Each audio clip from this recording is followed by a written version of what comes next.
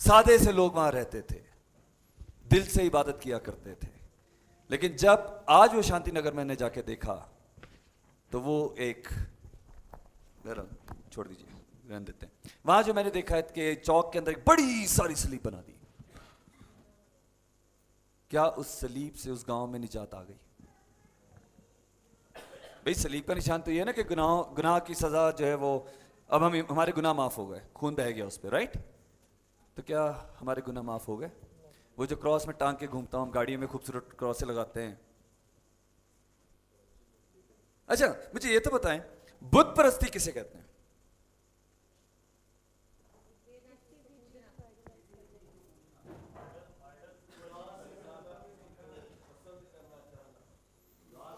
मूसा की लाश क्यों ना मिल पाई?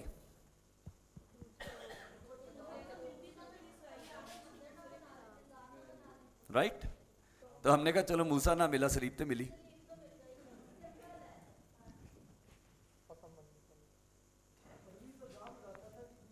फिल्मों में दिखाते हैं जी, वो बदरू गिरफ्त उसको सलीब दिखा रहे होते हैं, वो नहीं कहते दरा तेन में फड़ा। सलीब को हमने क्या बना लिया है? कलाम की रूह से सलीब क्या है? फतहमंदी का निशान। फतहमंदी का निशान दीवारों पे, गलों पे लटका होना चाहिए या फिर हम में नजर आना चाहिए? हमें फतहमंदी भी तो हो ना, वो तो हमें है नहीं।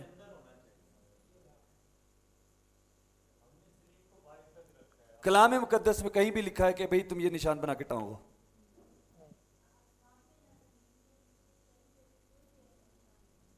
है कोई? करना चाहिए? हुण सोची पै गए,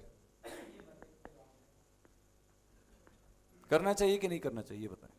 नहीं करना। तो फिर हम जाके वापस कट के विखाओ ना जरा सलीब उतों। ओ जी साडा पादरी पता नहीं कितों कैंप कर आया कोई है, वो तो बिद्दत ही हो गया। याद रखें, अगर कोई चीज़ तेरे भाई को ठेस पहुंचाए तो बेहतर है कि वो ना कर, लेकिन अपने अंदर उसको कायम करें। आप जाके भी सलीब उखाड़ने की कोशिश करेंगे, बहुत परेशानी हो जाएगी, तहलका मच जाएगा। वक्त आने दें, जब लोग रूह से जिंदा होंगे तो वो ऑटोमेटिकली हट जाएगी। मैं सलीब के अगेंस्ट नहीं हूं, मैं कलाम की रूह से बात कर रहा हूं। कलाम में सलीब का जिक्र क्या है और हमने उसको क्या समझा, मैं ये बात बताना चाह रहा हूं आपको। कलाम में से देखें, सलीब हमारी निजात है गुनाहों से। सलीब हमारी निजात है और हमारी और खुदा की जस्टिफिकेशन है। जस्टिफिकेशन क्या है जनाब उर्दू में? जस्टिफिकेशन को क्या कहेंगे? खुदा का इंसाफ है। सलीब क्या है जी? हमारी निजात और खुदा का इंसाफ। ना इससे आगे सलीब कुछ है, ना इससे पीछे सलीब कुछ है। हमने उसको पता नहीं कोई तावीज़ ही बना रखा हुआ है। सर जी खुदा की मोहब्बत यीशु मसीह खुद है। कलाम में नहीं लिखा कि सलीब खुदा की मोहब्बत है, तो जो कलाम में नहीं है उसको ना बयान करें।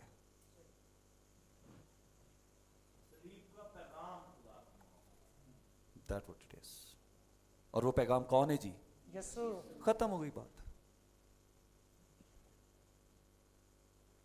हर एक चीज जो इसके अंदर है उसको फॉलो करें, अपनी कोशिश ना करें उसको ठीक करने की, ये ऑलरेडी ठीक है। कल एक बड़ी जबरदस्त बात हमारी भाइयों बहनों में से किसी ने की थी कि जी हम खुदा को जलाल देते हैं। वो तो खुद जलाली है, उसको जलाल नहीं देना है, उसका जलाल जाहिर करना है। हम दे कैसे सकते हैं खुदा को जलाल? हमारे पास ऐसा है ही क्या कि हम उसको जलाल दे पाए?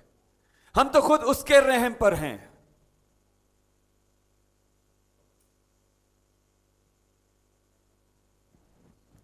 तो याद रखिए, सलीब के लोग कहलाना चाहते हैं तो सलीब को जानना जरूरी है। 300 साल तक मुस्लिमों का निशान सलीब नहीं था।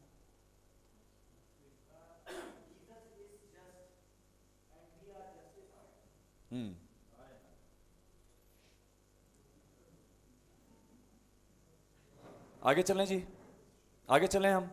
आइए हम देखते हैं कि हमारा अगला लेक्चर जिसका क्या नाम है, क्रॉस स्लीप, कि वो है क्या। यीशु जो सलीब पर कुर्बान हुआ, जो क्रूसिफाइड हुआ, आइए हम उस यीशु को देख रहे हैं। अभी हम मसीह की बात नहीं कर रहे हैं, अभी हम सिर्फ किसकी बात कर रहे हैं, यीशु की बात कर रहे हैं, उसी को जान रहे हैं, उसी के अंदर अभी तक हम अभी हम उसी के साथ हैं। लिखा है डिट्रोनॉमी, क्या ये तृष्णा 21वां बाब उसकी 23 पढ़िएगा। तो उसकी लाश रात भर दरख्त पर लटकी ना रहे, बल्कि उसी दिन उसे दफन कर देना, क्योंकि जिसे फांसी मिलती है वो खुदा की तरफ से मलाउन है। तना हो कि वो उस मुल्क को नापाक कर दे जिसे खुदावन तेरा खुदा तुझको मिरास के तौर पर देता है। आमीन। आमीन। कुछ बातें ऐसी होंगी जो आपको हिला के रखेंगी। आप, इसका मतलब ये नहीं कि आपने जज्बाती हो जाना है, थोड़ा सा कंट्रोल रखिएगा।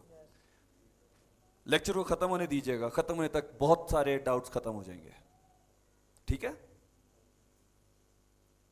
क्योंकि मुझे किसी का डर नहीं है और ना ही मेरा ये मकसद है कि आप लोगों को बुला के और नीचा दिखाना है। नहीं, हमें सीखना है, हमें बढ़ना है, हमें राह रास्त पर आना है, ठीक है? जहां अगर मैं कहीं गलत हूं तो लेक्चर के बाद जब लंच ब्रेक होगा तो उसमें हम बैठ के डिस्कस कर सकते हैं। मेरी इस्लाह कीजिएगा, मैं उसके लिए तैयार हूं, मैं उसके लिए तैयार हूं। तो आइए देखते हैं जी,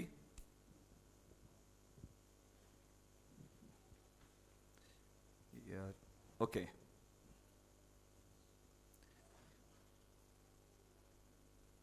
तू उसकी लाश रात भर दरख्त पर, तो उसकी लाश रात भर दरख्त पर लटकी ना रहे, बल्कि तू उसी दिन उसे दफन कर देना, क्योंकि जिसे फांसी मिलती है वो खुदा की तरफ से मलाउन है। ता ना हो के तू उस मुल्क को नापाक कर दे जिसे खुदावन तेरा खुदा तुझको मिरास के तौर पर देता है। अच्छा, यहां पे फांसी का लफ्ज लिखा है, अंग्रेजी ट्रांसलेशन जरा देखिए, फांसी को जरा सर्कल कर लेना यहां पे। वैसे उर्दू बाइबल में कहीं ये भी ट्रांसलेशन कि लकड़ी पे लटकी ना रहे, ठीक है? वहां पे लकड़ी भी है, फांसी का जिक्र नहीं है। तो ऊपर लिखा है you must not leave the body hanging on the pole, pole को सर्कल कर लें। ये लकड़ी का तना या लकड़ी है जिस पर उसको लटकाया जाता था। अब बात यह है कि जिसको लटकाया जाता था क्या वो पाक था या नापाक था? क्या कह रहा है यहां पे कलाम? मलाउन है, लानती है, यानी कि नापाक है, राइट? आज बहुत सारी घंटियां बजेंगी दिमाग में, क्योंकि हम जिस चीज को मानते आए हैं और कलाम जिस चीज को बयान कर रहा है वो शायद थोड़ा फर्क हो सकता है। तो आज कल्चर, हमारे कल्चर और कलाम के कल्चर की जंग है, आज उसकी लड़ाई होगी।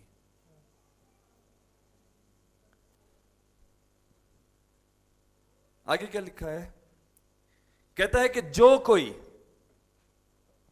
नहीं, जिसे फांसी मिलती है वो खुदा की तरफ से, इसको अंडरलाइन कर लें, जिसको फांसी मिलती है वो खुदा की तरफ से मलाउन है, लानती है। अगली आयत पढ़िएगा मेरे साथ, गलतियों 3 बाब उसकी 13वीं आयत। मसीह जो हमारे लिए लानती बना, उसने हमें मोल लेकर शरीयत की लानत से छुड़ाया, क्योंकि लिखा है कि जो कोई लकड़ी पर लटकाया गया वो लानती है। अब जो हमने तृष्णा का हवाला पढ़ा उसका जवाब हमें कहां मिल रहा है? गलतियों में।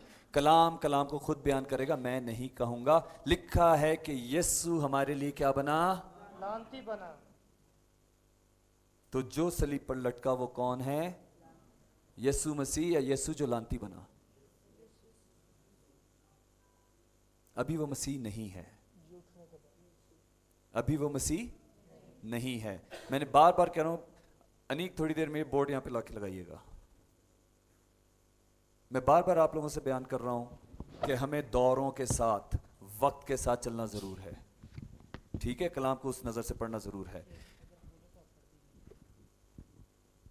तो इसको अंडरलाइन कर लिए कीजिए, मसीह जो हमारे लिए लानती बना, ठीक है? अच्छा, अभी कोई ये भी कह सकता है जी आप यीशु कह रहे हैं, यहाँ तो मसीह का लफ्ज लिखा है। तो याद रखिए ये अंजील का वाक्य नहीं है, ये खतूत में लिखा गया है, ठीक है? खतूत में जिन लोगों ने लिखा उन लोगों के लिए वो मसीह हो चुका था, इसलिए वो मसीह बयान कर रहे हैं, वो यीशु बयान नहीं कर रहे हैं। अंजीलों में वो यीशु मिलता है, मसीह नहीं मिलता है। वो लोगों का इकरार मिलता है, वो यीशु खुद नहीं कहता। कि कहीं कहा यीशु ने मैं मसीह हूं, लोगों के इकरार की उसने हाँ कही है कि हाँ ये तुझे बाप ने सिखाया। राइट? तो जरा दौरों पे गौर कीजिए। आगे चलिए, अगली आयत क्या कहती है, मैं पढ़ दे, आप मिलके पढ़िए जब तक भाई सेटिंग कर रहे हैं। इब्रानी 12वें बाब की दूसरी आयत।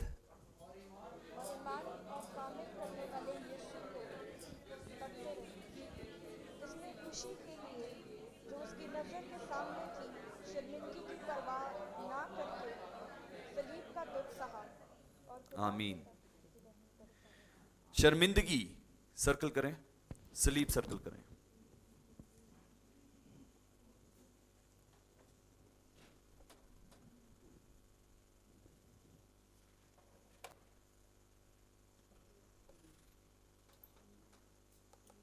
और ईमान के बानी, ये हम कहां से पढ़ रहे हैं जनाब? इब्रानियों में से। अब ये क्या है? ये खतूत हैं, ये अंजील से नहीं है। जब यीशु मसीह जिंदा थे तब की कहानी, खतूत की बात हो रही है। यहां लिखा है और ईमान के बानी और कामिल करने वाले यीशु को तकते रहें। किसको तकते रहें? यीशु को तकते रहें जो सलीब पे गया। आगे क्यों लिखा है, क्यों यीशु लिखा है यहां पे? जिसने उस खुशी के लिए जो उसकी नजरों के सामने थी शर्मिंदगी की परवाह ना की, ना करके सलीब का दुख सहा। सलीब का दुख सहने का मतलब है शर्मिंदगी। सलीब क्या है जी? शर्मिंदगी। पहले सलीब क्या हमने देखी? लानत है। दूसरा हमने सलीब क्या देखा? शर्मिंदगी है। आगे क्या है? फिलिपियों उसका दूसरा बाब उसकी 8वीं आयत देखिएगा। और इंसानी शक्ल में जाहिर होकर अपने आप को पस कर दिया और यहाँ तक फरमाबरदार रहा कि मौत बल्कि सलीबी मौत गवारा की। आमीन। अच्छा, इस आयत में ये लिखा है और इंसानी शक्ल में जाहिर होकर अपने आप को पस्त कर दिया। ये पस्त लफ्ज लिखा है, ते लगा लीजिए आगे। पस्त कर दिया और यहां तक कि फरमाबरदार रहा और मौत,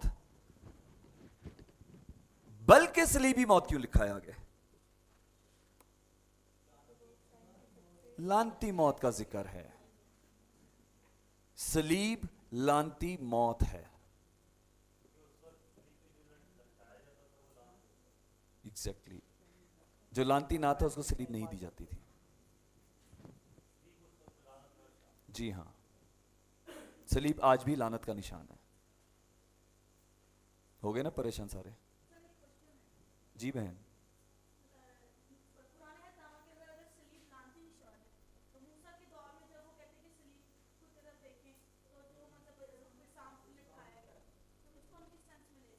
आपका सवाल नोट कर लें, बाद में बात करेंगे। आप बोल दीजिए सर।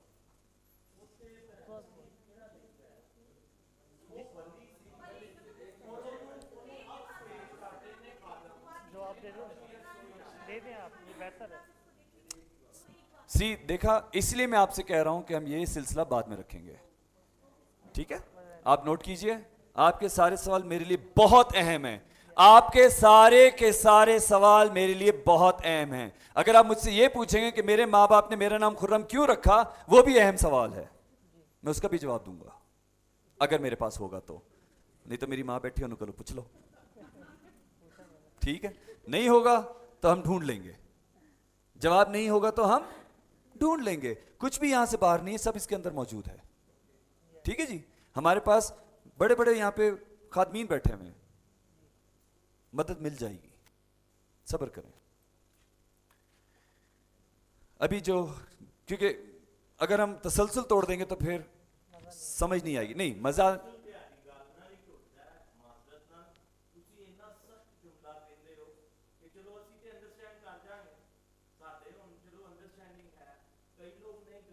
और मैं आसान जुमला कित्थों ले आवां? तो फिर की कवां उन्होंने? तुसी दसो, आसान लफ्ज़ च की कहना चाहिए मैनू?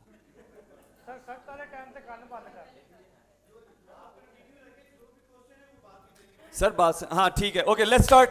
एक जुमला कहूंगा, जो भी डाउट्स हैं लेक्चर खत्म होने दे पहले, उसके बाद बात करेंगे। चलें वापस आते हैं फिलिपियों दूसरा बाप। उसकी मैं नहीं कह रहा, कलाम कह रहा, कलाम जो कह रहा है मैं तो वही बयान कर रहा हूं। कलाम फिलिपियों दूसरे बाप की 8वीं आयत में क्या कह रहा है सर जी? कहता है और इंसानी शक्ल में जाहिर होकर अपने आप को पस्त कर दिया और यहां तक फरमाबरदार रहा कि मौत, यहां पर होता भी कि उसने मौत गवारा की लिख देते, बल्कि सलीबी मौत लिखने का मकसद क्या है? मैंने यही सवाल किया था ना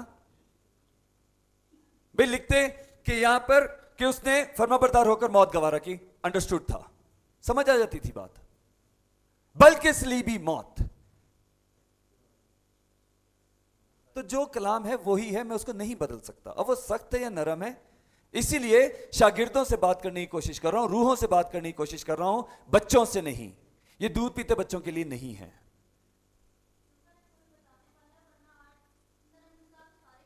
खुदा बरकत दे बहन आपको, लेकिन ये बीज मरने ना दीजिएगा, ये आपने जाके पहले पहुंचाना है।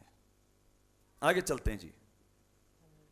अच्छा यहां तक तो बात हो गई सलीब। अच्छा मैं एक ग्राफ यहां पे बनाए लोगों, ये मेरा नहीं है, यूट्यूब पे आपको मिल जाएंगे। एक साहब बाइबल स्टडी कराते हैं, अमेरिकन है, रॉबर्ट ब्रेकर नाम है उनका। वो मतलब कुछ चीज़ें जो मुझे उनकी समझ आती हैं, ज़्यादातर मैं उनसे थोड़ा सा, मैं उनको दोबारा रीस्टडी करनी पड़ती है मुझे उनकी अंडरस्टैंडिंग के लिए। तो अगर आपका नहीं है वहाँ तक पहुँचना, ज़रूरी नहीं है उनको पढ़ना, उनको देखना। आप कलाम पढ़ें, कलाम में सब कुछ आपके हाथ में दिए, इसको देखें, उसके साथ कलाम को रखें, सब मिल जाएगा। खुदा का रूह होना चाहिए। ये हम स्कॉलर्स के लिए हम लोग देखते हैं इन चीज़ों को।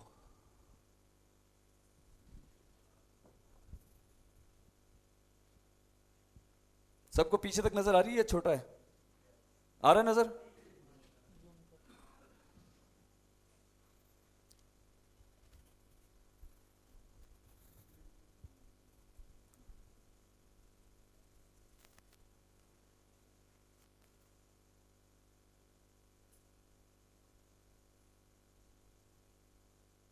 अब आ रहा है नजर? ठीक है। ये कौन सी पोजीशन है, ये कौन सा दौर है? पैदाइश, जहां क्रिएशन हुई है। ठीक है।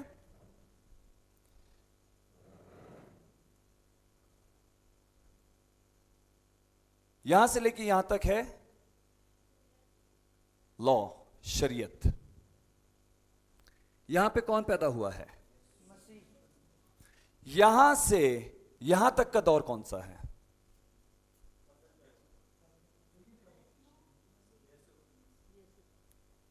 शरीयत ही है। तो ये कंटिन्यूएशन है लॉ की। ये जो पॉइंट है, ये कौन सा पॉइंट है? बर्थ ऑफ जीसस क्राइस्ट, यीशु मसीह की पैदाइश का दौर, वक्त है। ये क्या है? आदम की पैदाइश, मैन। यहां से लेके यहां तक शरीयत थी, इवन के सलीब के टाइम तक शरीयत थी। सलीब किसके तहत दी गई? शरीयत के तहत दी गई। और शरीयत में सलीब किसको दी जाती थी? जो डाकू और चोर होता है। ठीक है, ठीक है। अब इससे आगे ये कौन सा दौर है?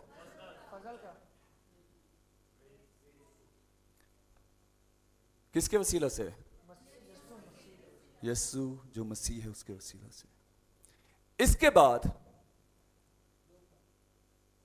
यहां पर क्या है? ये आमद है जिसका हम इंतजार कर रहे हैं, दूसरी आमद, दूसरी आमद जिसका हम इंतजार कर रहे हैं, और वो जल्द होने को है। इससे पहले एक दौर ये है जिसका हम कल जिक्र कर रहे थे, इसको कहते हैं अपोस्टेसी, जब ईमानदार अपने ईमान से फिर जाएंगे। बेदीनी का दौर जो अब चल रहा है। ठीक है। अब इसके बाद एक दौर आएगा ये वाला, लेकिन इसके बीच में आपको मिलेगा ट्रिबुलेशन। ट्रिबुलेशन क्या है जी?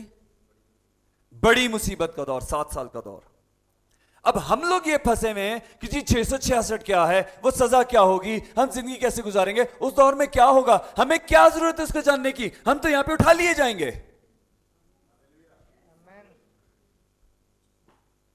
हमें इसलिए जानने की जरूरत है कि लोगों को बताएं कि वो कहीं रह ना जाएं पीछे, बस उतनी इंफॉर्मेशन रखें। और कलाम में सब कुछ लिखा है कि उस जमाने में क्या होगा। हमें जो इस वक्त एहतियात करने की जरूरत है कि हम कहीं इसका शिकार ना हो जाएं, बेदीनी का, गुमराही का। फजल मौजूद है, कहता है कि इस दुनिया का खुदा जो बेईमानों को, जिसने बेईमानों को अंधा कर रखा है कि खुदा की सूरत, उसके जलाल की रोशनी उन पर ना पड़े। साथ साथ हम इसमें और देखते जाएंगे क्या क्या है। तो अभी याद रखिए। अच्छा मुझे एक बात बताइए, अंजील नए अहदनामे का हिस्सा, पुराने अहदनामे का हिस्सा है?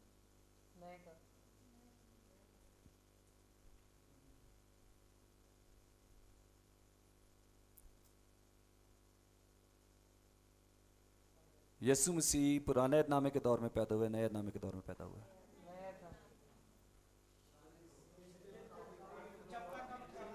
इसलिए कह रहा हूं दौरों को पढ़ना बहुत जरूरी है, तभी हम जान पाएंगे खुदा के प्लान को। ठीक है, नए हमारी बाइबलों में नए अहदनामे में अंजीलों की पोजीशन की गई है। इसका मतलब ये नहीं कि यीशु मसीह नए अहदनामे में पैदा हुए हैं। उसने पुराने अहदनामे की सारी नबूवतों को पूरा करके शरीयत के दौर में ही पैदा हुआ है। वो ये पुराना दौर है, पुराने अहद में ही पैदा हुआ है, सलीब पर जान देकर। उसके बाद जो चीज है ना, मैं क्यों यहां से मिटा रहा हूं, क्योंकि हमने समझा कि शायद ग्रेस यहां से शुरू हुई है, बल्कि हाँ। अब क्या हुआ, यहां से 3 दिन का एक वक्त था, याद है क्या हुआ था? ठीक है,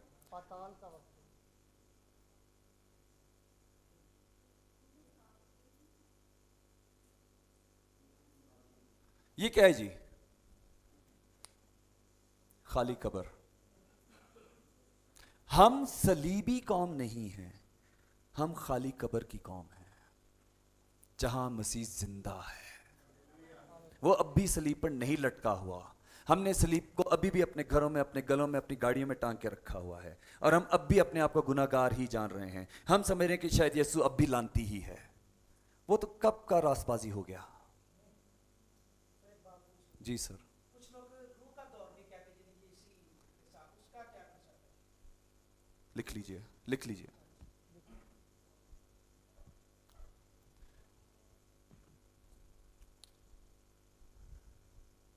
समझ में आ रही है यहां तक? मेरे साथ है?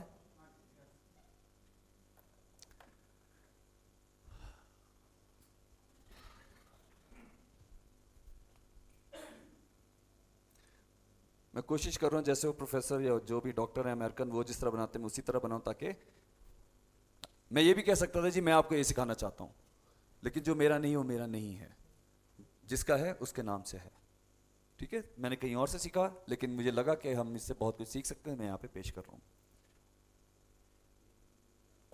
अंग्रेजी में कहता है obedient to death, even death on the cross. सलीब किसको दी जाती थी? लांतियों को दी जाती थी, और लिखा है कि जिसमें कोई गुनाह ना था वो हमारे लिए लांती था। और वो जो यीशु सलीब पर लटका था, बेशक वो रूह से पैदा हुआ था, बेशक वो कुंवारी मरियम से पैदा हुआ था, लेकिन वो उस वक्त, उस लम्हे में जो सलीब पर था, वो लांती था, क्योंकि खुदा का अजाब उस पर आने को था। हाँ, मैं भी खामखा में जो है ना जज्बाती होते हैं, जो हकीकत है उस पे रहें, माने उसको। ठीक है, हाँ हुआ भाई, हम कहते हैं दाऊद मसा किया हुआ बादशाह था, और हम कहते हैं जी वो जबरदस्त बादशाह था, वो इस्राएल का बादशाह था, तो हमने बाइबल में से वो बैतशबा की स्टोरी क्यों नहीं निकाल दी? क्यों मौजूद है वो वहां पे, उसके गुनाह की कहानी? इसीलिए ताकि हम सीखें, देखें कि खुदा का काम कैसे हुआ है। तब भी वो क्या कहता है, ये मेरे दिल के मुआफिक है, दिल के पीछे, जो भी कह लें उसको। इसी तरह सलीब का पैगाम भी जानना जरूरी, सलीब को जानना जरूरी है। ऐਵੇਂ नहीं जज्बाती हो ही जाओ। हमसे ज्यादा जज्बाती वो लोग थे जिन्होंने सलीबी क्रूसेड किए थे, ये सब है ना हिस्ट्री में वाकया, हजारों लाखों लोग मर गए थे।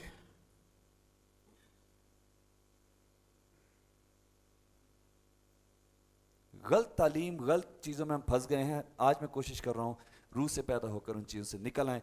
वो तभी होगा जब हम जिस्म के एतबार से मर जाएंगे और रूह से हम जिंदा हो जाएंगे।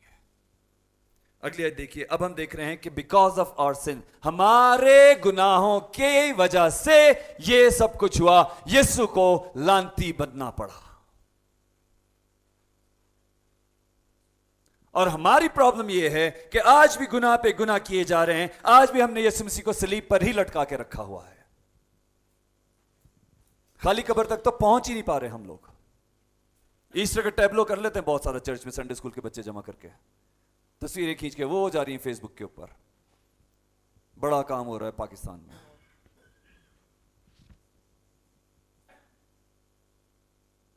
पहला ग्रंथी 15 बाब उसकी 3 आयत देखिए क्या कहता है। चुनाचा मैंने सबसे पहले तुमको वही बात पहुंचा दी जो मुझे पहुंची थी कि मसीह किताब मुकद्दस के मुताबिक हमारे गुनाहों के लिए मुआ। आमीन। चुनाचा मैंने सबसे पहले, सबको सर्कल कर लें, सबसे, बल्कि सबसे पहले को सर्कल कर लें, सबसे पहले, सबसे पहले, सांस लेने से भी पहले, कोई और सोच लाने से भी पहले, किसी भी चीज से पहले जो आप इस वक्त सोच रहे हैं उससे भी पहले कहता है, चुनाचा मैंने सबसे पहले तुमको वही बात पहुंचा दी जो मुझे पहुंची थी कि मसीह किताब मुकद्दस के मुताबिक हमारे गुनाहों के लिए मरा। हमारे गुनाहों के लिए मरा, अंडरलाइन कर लें।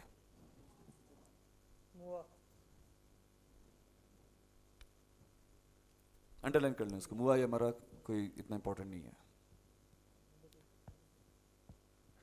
अगली आयत रोमियो 4 बाब उसकी,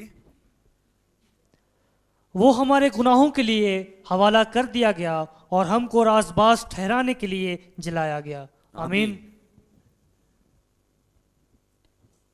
हमारे गुनाहों के लिए अंडरलाइन करें। वो हमारे गुनाहों के लिए हवाला कर दिया गया और हमको रास्तबाज ठहराने के लिए जलाया गया।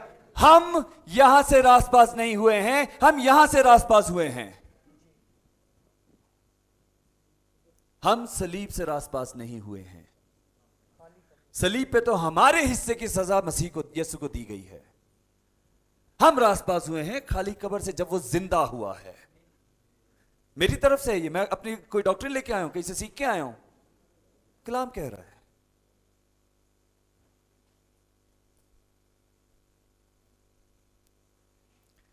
हमको रास्तबाज ठहराने के लिए जिलाया गया। फर्ज कर लें यीशु मसीह ने यहां पैदा हुए, बहुत सारे मौजे किए, अच्छी तालीम दी, बच्चों से प्यार किया, ये नेकी की, वो नेकी की, सब कुछ कर दिया, सलीब पर मर गए, कब्र में चले गए, तालब रवा में उतर गए, अब वापिस ना आते तो क्या वो मसीह कहलाते? यीशु नासरी कहलाते? नासरत का रहने वाला, बढ़ई का बेटा। क्या हम इसके मां बाप को नहीं जानते? क्या ये हम में से ही नहीं? क्या वो मसीह कहलाता? क्योंकि वो जिंदा हुआ, उसी से हमारी रास्तबाजी साबित हुई, इसीलिए हम उसको खुदा का बेटा, खुदावंद यीशु मसीह कहते हैं।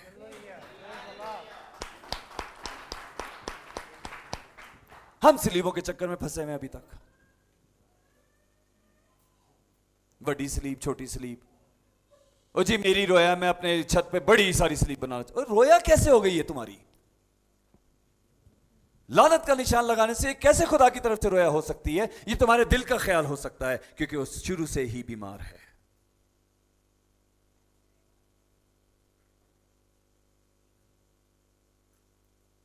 समझ में आ रही है आपको मेरी बात? मेरे साथ हैं आप लोग?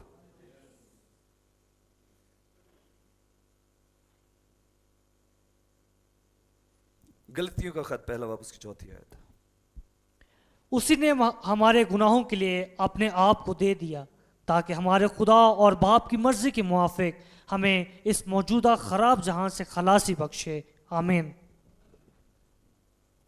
हमारे गुनाहों के सबब से सलीब पर चढ़ गया कि हमें कहां से खुलासी बख्शे? खराब जहां जिसमें हम रह रहे हैं। कहता है कि अंधे देखते हैं, लंगड़े चलते हैं और बहुत से बड़े बड़े काम होते हैं। खुदा की बादशाही आ चुकी। अभी इसी वक्त तुम्हारे दरमियान खुदा की बादशाही है। मैं इस वक्त इस लम्हे उसकी बादशाही में जी रहा हूं। मैं इस खराब जहां से, अब इससे मेरा कोई वास्ता नहीं। बड़े लोगों ने मुझे कहा, यार ये तू कैसी सोच रखता है, तू तो घर भी नहीं जाता। ये कहते हैं मतलब तू अपने माँ बाप की इज्जत भी नहीं करता। किसने कहा मैं इज्जत नहीं करता? अगर मैं माँ बाप की इज्जत या उनसे प्यार करता हूं, उनका ख्याल रखना चाहता हूं, तो जरूरी है कि मैं उनसे जाके मिलूं? या उससे ज्यादा जरूरी यह है कि मैं अपनी मां की रूह भी बचा पाऊं? क्या मोहब्बत है? क्या हम इस जहां की मोहब्बत करना चाहते हैं और वो कामिल नहीं है।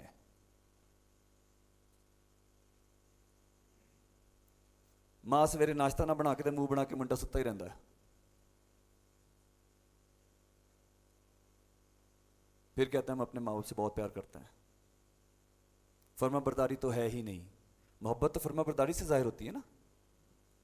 ये लिखा है कि इसने फर्मा बरदारी की है, मौत, बल्कि सलीबी मौत। ये फर्मा बरदारी होती है।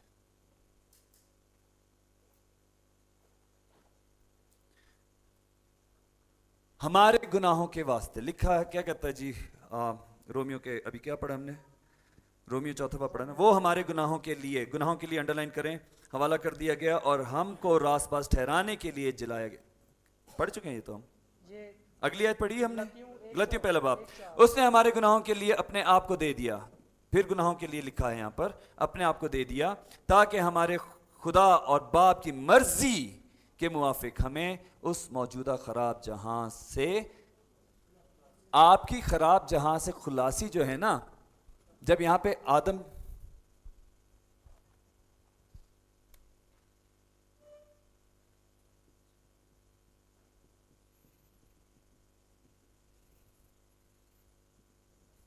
फॉल ऑफ एडम, यहीं से खुदा का प्लान था। लिखा है, क्या लिखा है यहां पे? बाप की मर्जी यहीं से शुरू हो चुकी थी कि इस काम के वसीले से हम जो यहां जी रहे हैं, हमारी इस खराब जहां से खुलासी हो सके।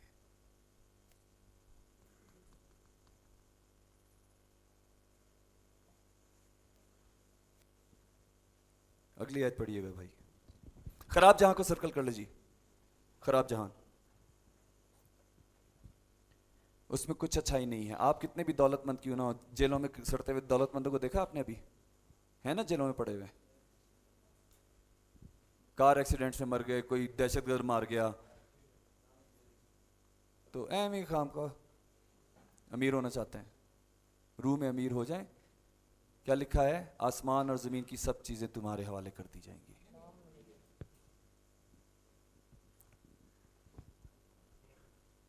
The will of our God and father, हमारे खुदा और हमारे बाप की मर्जी है ये। अगली आयत पढ़िएगा। जो गुनाह से वाकिफ न था, उसी को उसने हमारे वास्ते गुनाह ठहराया, ताकि हम उसमें होकर खुदा की रास्तबाजी हो जाएं। आमीन। यहां से लेके यहां तक उसमें कुछ गुनाह, उसमें कुछ गुनाह। क्या कहता है आगे?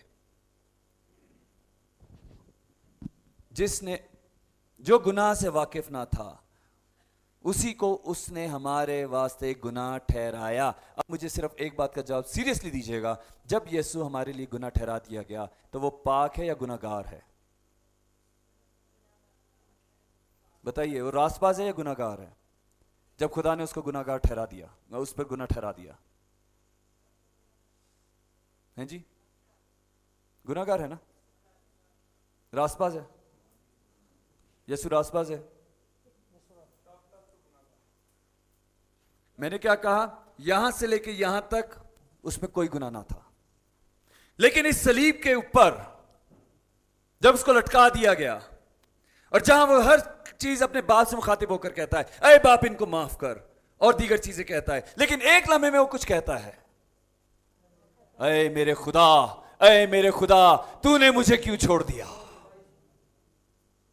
वो लम्हा उसके गुनाह होने का सबूत है, गुनाहगार होने का सबूत है। उस लम्हे में वो उसी सिस्टम में आ गया, खुदा से जुदा हो गया, जिस सिस्टम में हम आज जी रहे हैं। और लिखा है, उसके बाद वो चिल्ला कर कहता है, तमाम हुआ।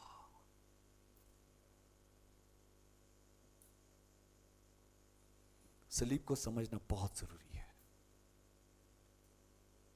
लिखिए लिखिए, जज्बातों को कंट्रोल करें।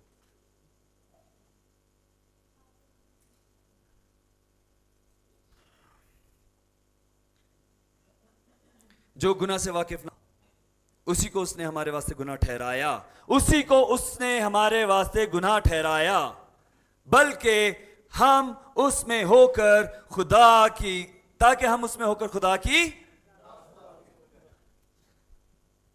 रास्तबाजी हो जाए। अगली आयत पढ़िए, पहला पत्र उसका दूसरा उसकी 24वीं आयत। मैं आपको कह रहा हूं कि हमारी कल्चरल अंडरस्टैंडिंग बचपन से ग्रूमिंग हुई है, उससे कुछ चीजें हमारी क्लैश करेंगी आज। इसका मतलब हरगिज ये नहीं कि मैं आपको ये कहूं कि आप छोड़ दें अपनी प्रैक्टिस। आप और कायम रखना चाहते हैं, आप रखिए। चूज आपने करना है कि आपने शरीयत में जाना है या फजल में जाना है, वो आपकी अपनी मर्जी। मैं आपको मना नहीं करने आया यहां पे, ना मैं कर सकता हूं। जैसे उसी ने किसी को किसी प्रैक्टिस करने से मना नहीं किया है। ठीक है जी, आगे चलिए। पहला पत्रस दूसरा बाब उसकी 24वीं आयत क्या है जी? जिसने अपने आप को सबके फिदिया में दिया कि मुनासिब वक्तों पर उसकी गवाही दी जाए। आमीन। जिसने अपने आप को सबके फिदिया में दिया, सबके रैंसम, फिदिया में दिया, क्या है? मुनासिब वक्तों पर। आज खाली कब्र के बाद यह सारा मुनासिब वक्त है जो हमारे लिए है। खाली कब्र के बाद हर कौम को यही पैगाम पहुंचाया गया कि वही यीशु मसीह है, वही तुम्हारा कफारा है, उस पर ईमान ले हमेशा की जिंदगी पाओगे। सारे रसूल मारे गए, सारे शागिर्दों के साथ क्या कुछ नहीं हुआ। चर्चिस के साथ आज ठहरे, टाइम लग जाएगा उसमें। फिर हमारे पास जो 295 B C D E F G H में जो लोग बंद हैं, क्या वो मसीह से वाकिफ हैं? कुछ है, ज्यादातर। अच्छा चलें, जो आप कह रहे हैं कुछ हैं, वो जेल में रह के क्या कर रहे हैं जी? फैसले का इंतजार। अगर वो मसीह से वाकिफ होते तो उस जेल में मुनादी करते। पादरियों को जाने की जरूरत नहीं है वहां पे, वो उसको जानते हैं, उसमें कायम नहीं हैं।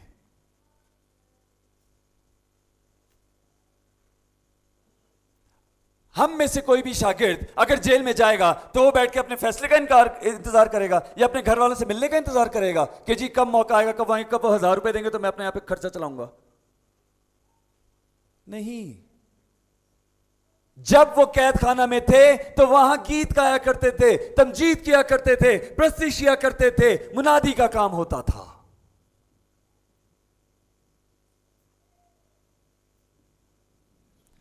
एक लफ्ज है हमारी सिस्टमैटिक थियोलॉजी में, उसको कहते हैं हायर क्रिस्टोलॉजी। ये सारी बातें वहां कनेक्ट हो रही हैं।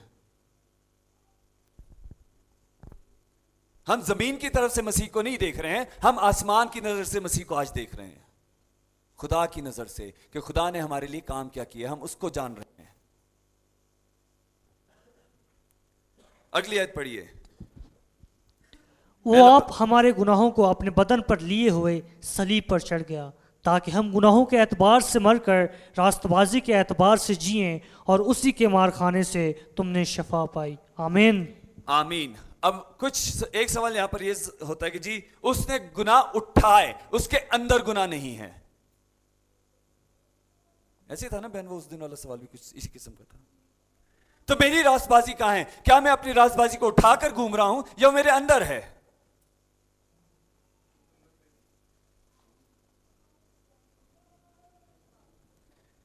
लिखा है वो आप हमारे गुनाहों के लिए, गुनाहों को अपने बदन पर लिए हुए सलीब पर चढ़ गया ताकि हम गुनाहों के एतबार से, हमारे गुनाह कहां हैं जी? बाहर है के अंदर हैं? बाहर है के अंदर हैं। और जब हम गुनाह के एतबार से मर जाते हैं तो हम कब्र में लेट जाते हैं? हम जिंदा रहते हैं। हमारी रूह गुनाहगार है, इसलिए जिस्म गुनाह करता है। हमारी रूह रास्तबाज होगी तो हमारे जिस्म के काम रास्तबाज हो जाएंगे। रास्तबाजी काम ऐसे ही होंगे ना, सिर्फ कलाम यही कहता है।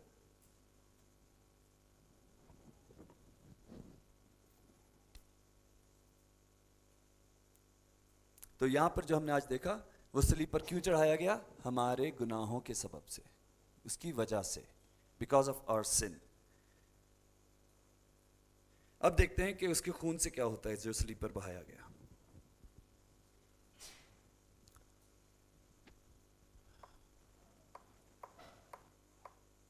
यीशु का खून।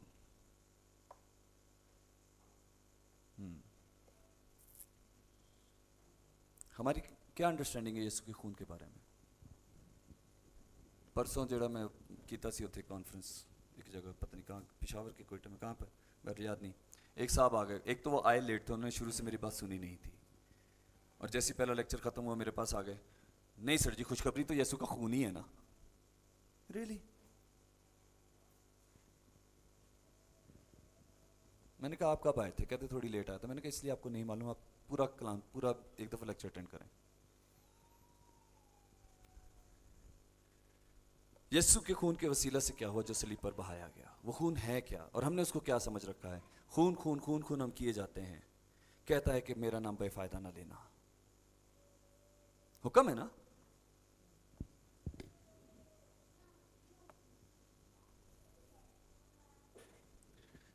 कुलसियों का खत पहला बाब उसकी 20वीं आयत पढ़िएगा। और उसके खून के सबब से जो सलीब पर बहाया, सुलह करके सब चीज़ों का उसी के वसीला से अपने साथ मेल कर ले, ख्वाह वो ज़मीन की हो ख्वाह आसमान की। आमीन।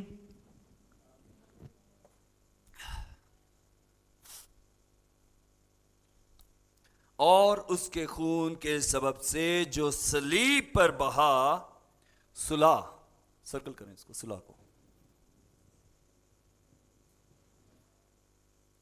करके सब चीजों का उसके वसीला से अपने साथ मेल कर ले, ख्वाह वो जमीन की हो ख्वाह आसमान की।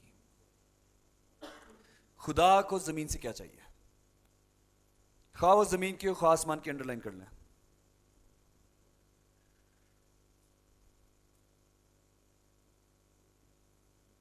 अपने साथ मेल कर ले, करा क्या कर ले लिखा ना, अपने साथ मेल, सर्कल कर लें।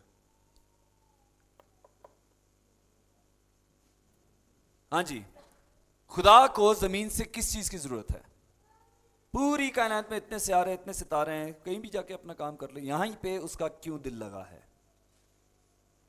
उसको चाहिए क्या यहां से? सोना, चांदी, हीरे, मोती, कोयला?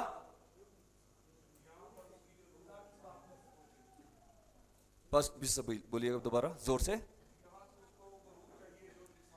हालेलुया। आपके अंदर जो रूह, जो उसका रूह है, उसको वो वापस चाहिए, वो उसका मिलाप कराना चाहता है।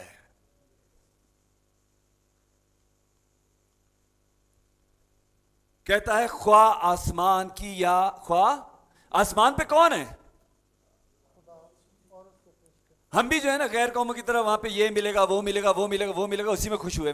रियली मेरे लिए इतना काफी है कि वहां खुदा और उसका जलाल मौजूद है, मैं उसके साथ उसके जलाल में रहूंगा, मेरा उसमें मिलाप होना काफी है। रिवॉर्ड्स तो बहुत दूर हैं।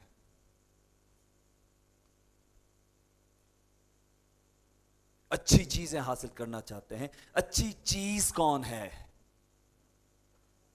कौन है पूछ रहा हूं मैं, क्या है नहीं पूछ रहा हूं, कौन है? खुदा खुद है। उसको जमीन से सिर्फ आपकी जरूरत है। वो आप जो जिस्मों में यहां बैठे हैं वो नहीं, वो आप जो अपने अंदर हैं, जिससे आपकी कभी वाकफियत ना थी, वो जो जिसको खुदा जानता है, जो उसकी सूरत पर है, वो चाहिए उसको।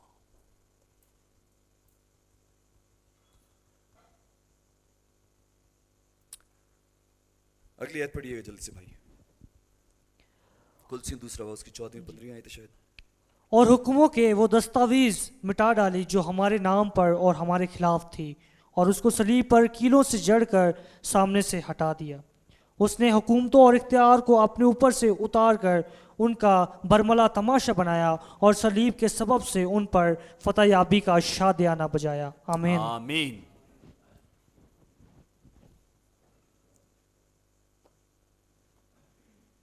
और हुक्मों की वो दस्तावेज मिटा डाली। हुक्मों की दस्तावेज अंडरलाइन कीजिए। हुक्मों की दस्तावेज क्या है जी? शरीयत। कहता है मिटा डाली, हम कहते नहीं आज भी करनी है। कलाम कह रहा है मिटा डाली, हम कह रहे हैं करनी है। कौन सच कह रहा है, मैं कि कलाम?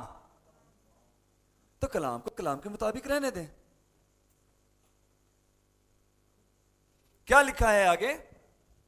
जो हमारे नाम पर और हमारे खिलाफ थी। शरीयत हमारी नहीं है, वो हमारे खिलाफ है, क्योंकि वो पाक है जैसे खुदा पाक है। हम उसकी पाकीज़गी के कद के मुताबिक नहीं पहुंच सकते, वो हमारे लिए नहीं है।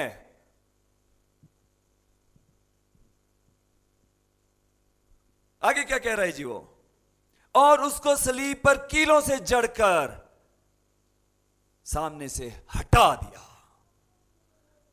यीशु मसीह के हाथों में छेद देखें, वो किस चीज की अक्कासी करते हैं? आपको याद है कि आजकल तो वो हमारे पास आ गए ना, ट्रेनों के ई टिकट आ गए, फोन से दिखाते हैं, ये बिल दिखा दें, ये हो गया, शो हो गया। पहले टिकट कैसे चेक किया करते थे? टीटी आता था, टिकट लेता था, एक पंच करता था, उसमें छेद करता था, मतलब ये टिकट चेक हो चुका। ये यहूदियों के दौर में, रोमियों के दौर में उनका दस्तूर था कि जब उनको किसी रसीद को चेक करना था वो उसमें छेद करते थे। और ये यीशु मसीह के हाथ में जो छेद हैं, ये आपकी और मेरी खुलासी की रसीद है, जो हम खुदा यीशु मसीह को दिखाएंगे और हम रासबाज ठहराएंगे। हम अपने तौर से नहीं, उसकी रासबाजी से, उसके हाथों में जो कील ठोके गए उसके वसीला से रासबाज ठहरे।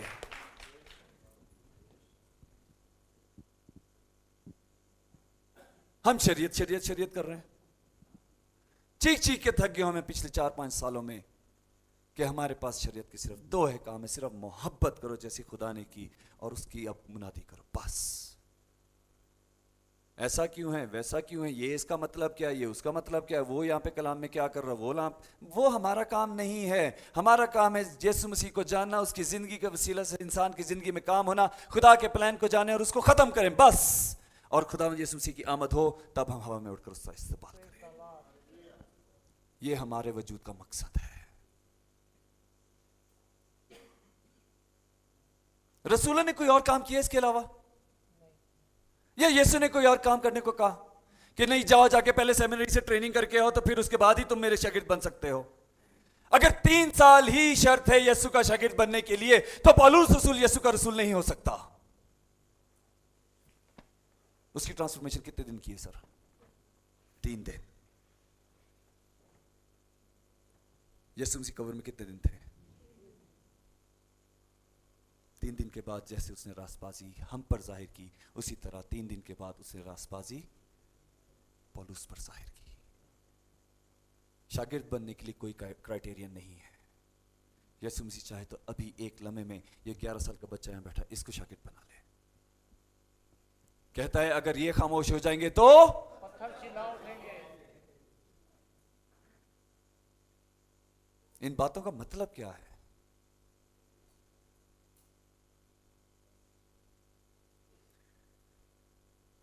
अगली आयत पढ़िएगा। क्या है जी अगली आयत हमारे पास? गलतियों दूसरा बाब, रोमियो 8 बाब उसकी 3 चौथी। ये बहुत इंपॉर्टेंट आयत है, इनको जरा गौर से पढ़िएगा। इसलिए कि जो काम शरीयत जिस्म के सबब से कमज़ोर होकर ना कर सकी, वो खुदा ने किया, यानी उसने अपने बेटे को गुनाह आलूदा जिस्म की सूरत में और गुनाह की कुर्बानी के लिए भेजकर जिस्म की में गुनाह की सज़ा का हुक्म दिया, ताकि शरीयत का तकाजा हम में पूरा हो, जो जिस्म के मुताबिक नहीं बल्कि रूह के मुताबिक चलते हैं। आमीन। Law is perfect. Man is imperfect.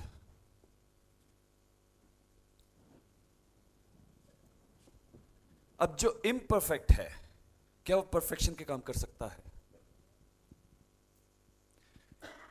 शरीयत को पूरा करने के लिए एक कामिल इंसान की जरूरत थी।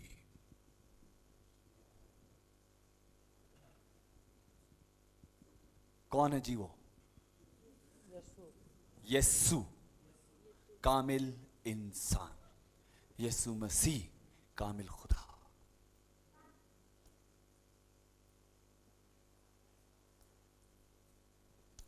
यीशु का इंसान बनना इसकी शरीयत इस चीज को पूरा करने के लिए था, ताकि खुदा का इंसाफ हो, खुदा का इंसाफ पूरा हो।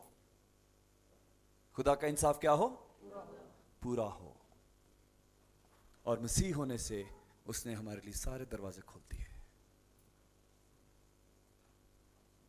ताकि, क्योंकि लिखा है इसलिए कि जो काम शरीयत जिस्म के सबब से, इम्परफेक्ट मैन जब ये कोशिश कर रहा था तो जिस्म के सबब से शरीयत क्या हो रही थी? क्योंकि इंसान कमजोर था, शरीयत की वजह से वो और ज्यादा मौत की तरफ जा रहा था, पूरा नहीं कर पा रहा था। और खुदा का हरगिज ये प्लान नहीं था कि इंसान की कभी हलाकत हो।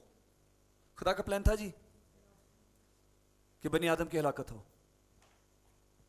इसीलिए खुदा का जस्टिस हमें यहां नजर आता है इन 3 दिनों के अंदर। इन 3 दिनों में क्या हुआ था जी? जब वो आलम रवा में उतर गया था यीशु मसीह, क्या लिखा? वो क्या करने के लिए गए थे वहां पे? आराम करने के लिए, मुनादी करने के लिए गए थे। किसमें? कैदी रूहों में। कौन सी थी वो कैदी रूहें? जो यहां से लेके यहां तक की थी, उन सब में मुनादी की। और मेरा ख्याल है वो ये है कि यहां से आदम से लेके और यीशु मसीह के मुनादी करने तक जितनी गुनाहगार रूहें, जिस किसी ने भी यीशु को देखा होगा, वो निजात याफ्ता हो गई होंगी। तभी खुदा का इंसाफ पूरा होता है। वरना क्योंकि हम अगर फजल के दौर में, तो इन बेचारों का क्या कसूर है जो जजमेंट में जाएंगे, अदालत में खड़े होंगे। खुदा मुंसिफ है। अगर हम फजल से बचाए जाएंगे तो वो भी फजल से बचाए जाएंगे। सलीब का काम कोई छोटा काम नहीं है, वो निशान नहीं है। सलीब हमारी सोच से बहुत दूर है।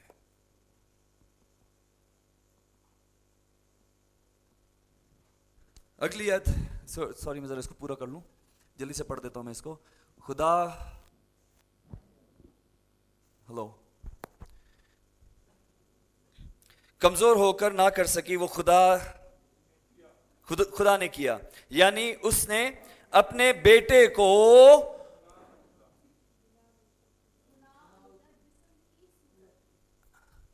हाँ, क्या मतलब है इसका?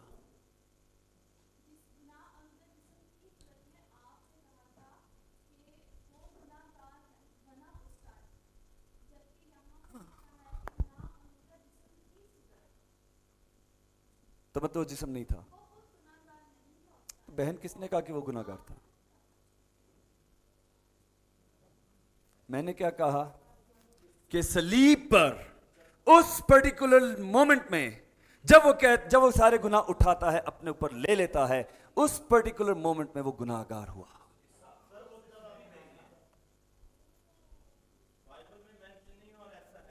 सर ये क्या है जो मैं पढ़ रहा हूं?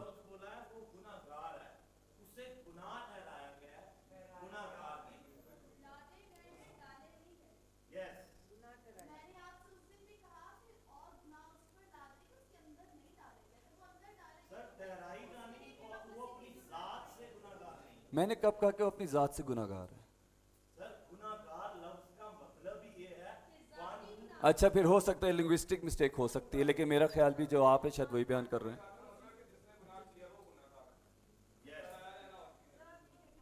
चलें, मेरी उर्दू को माफ कीजिएगा, हो सकता है मेरी उर्दू खराब है। ठीक है, मान लिया है, नहीं तो बाहर जाके पत्थर चुकले हो जाए। ये जरूरी नहीं कि हम बयान क्या कर रहे हैं, हम जरूरी है कि हम पहुंच कहां रहे हैं। मैंने क्या कहा कि हम सीखने सिखाने के अमल में हैं। मैं जो यहाँ खड़ा हूँ 100% परफेक्ट नहीं भी हो सकता, और उसकी वजह एक और ये भी है कि हमारे पास डिफरेंट कल्चर से डिफरेंट अंदाजे। मैं जिस जगह पैदा हुआ और जहाँ बड़ा पला हूँ वो कराची है, वहाँ की ज़ुबान रफली यूज़ की जाती है। कुछ इलाकों में ज़ुबान को बहुत अहमियत दी जाती है, बहुत एहतियात से उसका इस्तेमाल किया जाता है, ठीक है ना। तो मुमकिन है कि शायद लफ्ज़ों की वजह से, या जो मेरी अंडरस्टैंडिंग बचपन से डेवलप हुई उसकी वजह से बयान में फ़र्क आ सकता है, लेकिन मकसद ये नहीं है हरगिज़, ठीक है। अगली आयत पढ़ेंगे जी। पत्थर ना चुके हो जाए, ऊंच भी मेरी फ्लाइट है रात बर्दाश्त कर ले हो जाए। गलतियों 2:20। जी, मैं मसीह के साथ मसलूब हुआ हूँ और अब मैं जिंदा ना रहा बल्कि मसीह मुझ में जिंदा है, और मैं जो अब जिस्म में ज़िंदगी गुजारता हूँ तो खुदा के बेटे पर ईमान लाने से गुजारता हूँ, जिसने मुझसे मोहब्बत रखी और अपने आप को मेरे लिए मौत के हवाला कर दिया। आमीन। ज़रा इसको ज़रा समझाएंगे मुझे, फिर कैसे इसको मैं समझूं कि जिस्म में ज़िंदगी गुजारता हूँ, मसीह मुझ में ज़िंदा है, और मैं जो अब जिस्म में ज़िंदगी गुजारता हूँ तो खुदा के बेटे पर ईमान लाने से गुजारता हूँ। इसमें मैं रास्तबाजी को कैसे देखूंगा? क्योंकि अगर मैं वहाँ पर जो आप कह रहे हैं उस तरह से देखूंगा तो फिर मुझे यहाँ पे प्रॉब्लम हो रही है। एनीवेज, इसको हम बाद में रिसर्च कर लेंगे, ठीक है, अभी का वक्त नहीं है इसके लिए। लिखा है, मैं मसीह के साथ मसलूब हुआ हूँ। क्या वाकई पौलुस रसूल सलीब पर चढ़ा था? तो ये वो बातें जो फिर कंफ्यूजन पैदा कर रही है कि पिछली आयत को मैं कैसे उसको लिटरली देखूं। के बहरहाल इसको थोड़ी देर में ब्रेक में मुझसे बात कीजिए, मुझे सिखाइएगा इसका मतलब।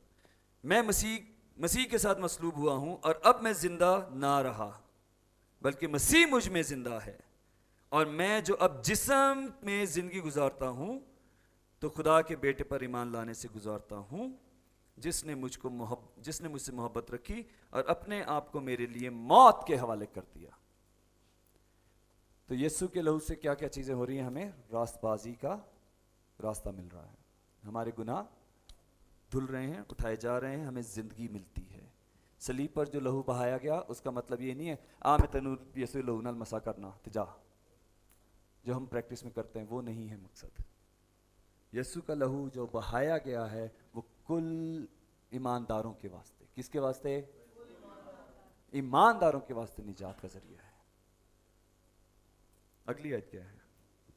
अब हम देखते हैं कि यीशु जिसने मसीह का काम सलीब पर पूरा किया, और बकरों और बछड़ों का खून लेकर नहीं बल्कि अपना ही खून लेकर पाक मकान में एक ही बार दाखिल हो गया और अब्दी खलासी कराई। आमीन आमीन। सलीब पर जो शख्स लटकाया गया, जो यीशु था, उसने अपना खून दिया, जो काहिन हर साल ले जाया करते थे और खौफ और डर के साथ जाया करते थे, और पूरी कौम डरती थी कि पता नहीं उन्होंने वापस आना भी है कि नहीं। जब वापस ना आया तो मतलब खुदा साढ़े को नाराज है। पता है, जब सरदार काहिन वापस आता था तो लोग खुश हो जाते थे, जश्न मनाते थे कि हमारी माफी हो गई है। लेकिन फिर हर साल अगले साल वही चक्कर, 11 महीने 29 दिन खुश हो गए, फिर वही चक्कर, फिर वही खौफतारी, बार बार वही कुर्बानी। लेकिन यहां पे क्या लिखा है? वो बकरों और बछड़ों का खून लेकर नहीं बल्कि अपना ही खून, सर्कल करें इसको, अपना ही खून लेकर पाक मकान में एक ही बार दाखिल हो गया और अब्दी खुलासी। आप जाइएगा पहले अपनी कलीसिया से पूछिएगा, जी आप में से गुनाहगार कौन कौन है? अगर उस कलीसिया में हाथ खड़े नजर आते हैं तो इसका मतलब आपकी कलीसिया में प्रॉब्लम है, उस पर काम करने की जरूरत है। गैर कौमों में तो हम बाद में जाएंगे, पहले अपने घर को तो सही कर लें।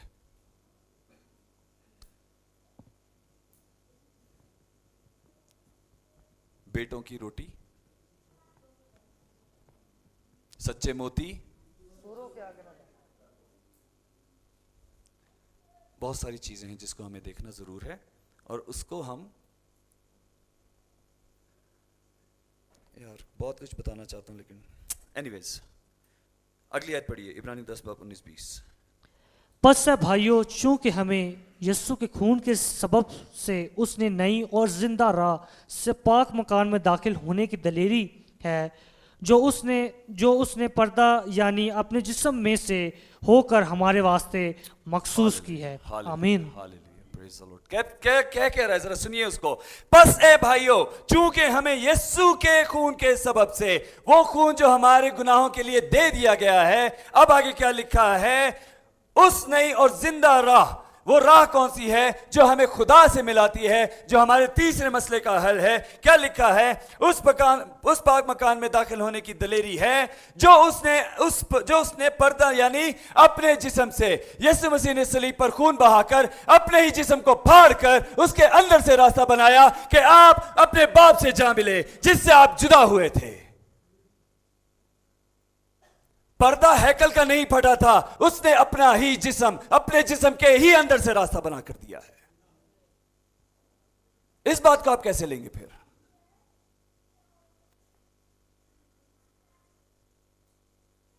इसका लिटरल मतलब क्या निकालेंगे आप?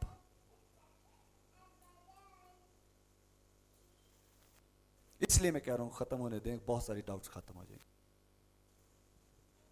अगली आयत क्या कह रही, अगला हिस्सा क्या है इसका, जिस्म में से होकर हमारे वास्ते मखसूस की है, और उसमें से वो ही गुजरेगा जो इस पर ईमान लाएगा, और ईमान जुबान से नहीं होता, रूह से होता है। अब लोग कहेंगे जी कलाम में लिखा इकरार, इकरार जुबान से होता है। अभी जो मैंने लफ्ज इस्तेमाल किया वो क्या है? आगे चलिए, अमाल 2:36 जी। बस इसराइल का सारा घराना यकीन जान ले कि खुदा ने उसी यीशु को जिसे तुमने मसलूब किया, खुदावन भी किया और मसीह भी। आमीन। बस इसराइल, सर्कल कर ले और लिखे चुनी हुई कौम। बस चुनी हुई कौम का सारा घराना यकीन जान ले कि खुदा ने उसी यीशु को जिसे तुमने मसलूब किया, खुदावन भी किया और मसीह भी। वो यीशु जो सलीब पर लटका वो ही मसीह है। और वो सलीब पर इसलिए नहीं लटका था कि आपकी जिंदगी की जरूरतों को पूरा करता फिरे, वो आपके रूहानी मसाइल के हल के लिए लटका था, और उसने वो हल बखूबी, वो मसाइल बखूबी हल कर दिए हैं हमेशा के लिए। एमाल 4 बाब उसकी 10वीं देखिए।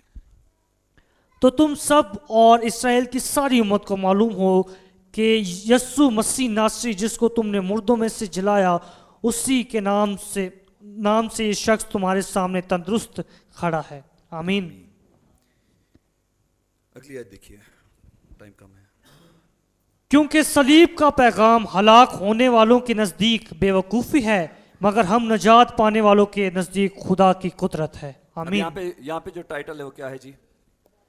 खुदा की कुदरत नहीं, boast of the to cross. Boast of the cross, और boast in of about cross होना चाहिए यहाँ पर, टू बोस्ट अबाउट क्रॉस। हम जो सलीब को बयान करते हैं और उस पर फख्र करते हैं, उसके बारे में अब ये कुछ हवाला जात हैं जो हम पढ़ने को हैं यहाँ पर, कि सलीब पर फख्र है क्या, हम क्या फख्र कर रहे हैं, और कलाम के मुताबिक फख्र क्या है। लिखा है, क्योंकि सलीब का पैगाम हलाक होने वालों के नजदीक बेवकूफी है, मगर हम निजात पाने वालों के नजदीक खुदा की कुदरत। इसको सर्कल अंडरलाइन करें, हम निजात पाने वालों के नजदीक खुदा की कुदरत है। ये सलीब का निशान गलों में टांगने के लिए, दीवारों पे लटकाने के लिए, गाड़ियों में टांगने के लिए नहीं है। इसका पैगाम हमारे लिए क्या है? खुदा की कुदरत है, जिससे हम निजात पाते हैं।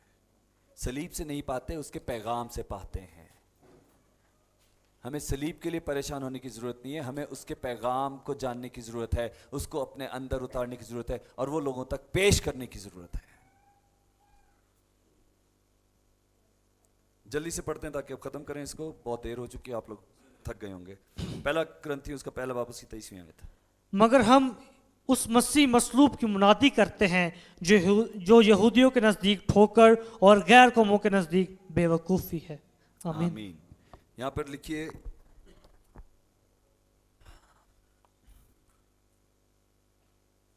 यहूदियों के नजदीक ठोकर, यहूदियों को सर्कल करें, और के नजदीक ठोकर अंडरलाइन करें, गैर कौमों को सर्कल करें, के नजदीक बेवकूफी को अंडरलाइन करें। यहूदी यीशु मसीह पर क्यों ईमान नहीं लाते? लिंग्विस्टिक इशू मैंने आपको बताया था, वो एक दीगर इशू है, पर ईमान क्यों नहीं लाते? क्योंकि यीशु मसीह ने शरीयत को पूरा करके जो वो जिस प्रैक्टिसेस में है वो उससे आगे चला गया, तो कहते नहीं जी नहीं, ये तो हो ही नहीं सकता, यीशु तो हो ही नहीं सकता मसीह, ठीक है, इसलिए वो उनके लिए क्या है? ठोकर है। और हमारे लिए क्या है? गैर कौमों के लिए क्या है? वो हमें क्या कहते हैं? वो जाओ तुम्हारा, तुम पता नहीं किस मसीह को माने, तुम तो खुदा में शेर करते, तुम फिलहाल अजीब अजीब कहानियां बोलते हैं, और उनके नजदीक वो क्या है? लेकिन वो हमारे नजदीक क्या है? खुदा की कुदरत है। अगली आयत पढ़िएगा, पहला कुरिन्थी 2:2 आयत। क्योंकि मैंने ये इरादा कर लिया था कि मैं तुम्हारे दरमियान यीशु मसीह बल्कि मसीह मसलूब के सिवा और कुछ न जानूंगा। आमीन। कौन कह रहे हैं इस बात? पौलुस रसूल कह रहा है ना। क्या मैं पौलुस रसूल से फर्क हूं या वो मुझसे फर्क है, या कोई शागिर्द एक दूसरे से फर्क हो सकता है? हम सब में एक ही रूह है और हम सब एक ही रूह के ताबे हैं और हम सब एक ही खुशखबरी फैला रहे हैं। तो जो पैगाम उसका है वही पैगाम आज मेरा भी है, जो यहां लिखा है कि क्योंकि मैंने ये इरादा कर लिया था, क्योंकि 3 साल पहले मैंने ये इरादा कर लिया था। क्या लिखा है? कि तुम्हारे दरमियान यीशु मसीह बल्कि मसीह मसलूब के सिवा और कुछ ना जानूंगा। मेरे लिए यह पैगाम बहुत पावरफुल है, मुझे इसका निशान बना के टांगने की जरूरत नहीं है।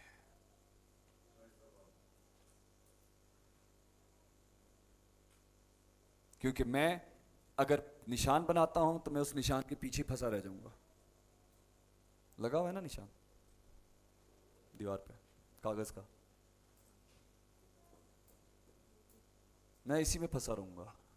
मुझे इसमें नहीं फंसना, मुझे इसके पैगाम को लेके आगे जाना है। अगली आयत क्या है?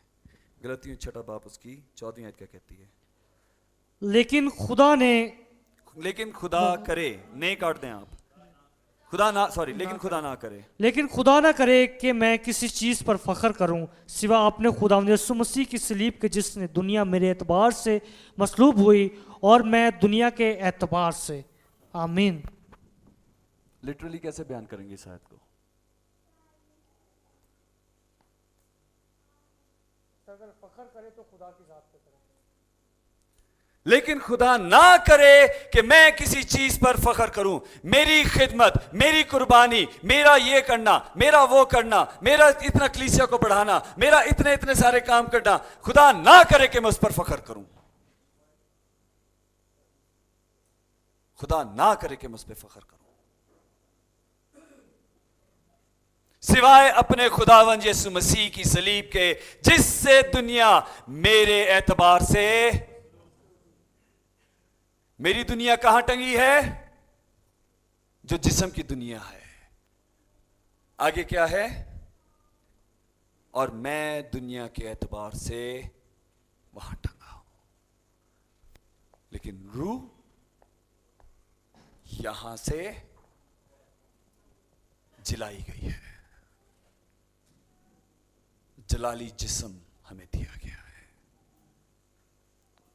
और वो हमें मिलकर ही रहेगा।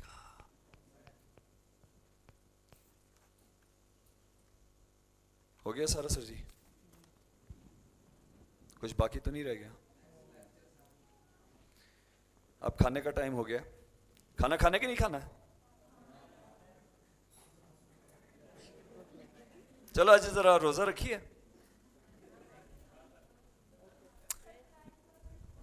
चलें, खुदा आप लोगों को बरकत दे। याद रखिए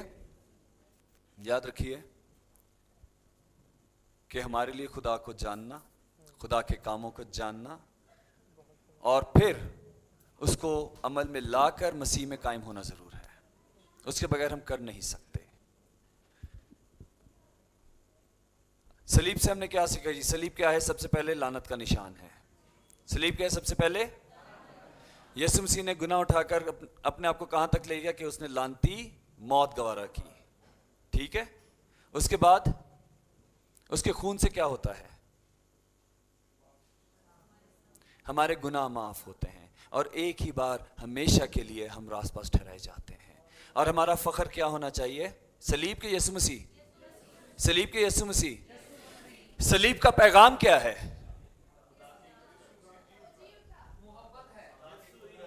हालेलुया।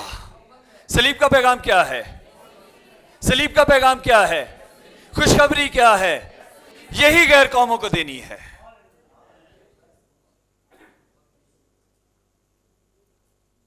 आइए हम दुआ करेंगे। Praise the Lord, praise the Lord, praise the Lord. खुदा रब्बुल फाज प्यारे बर के खालिक मालिक, प्यारे से शुक्रगुजार हैं आज उस पहचान के लिए तूने अब तक हमें कराई आसमानी बाप।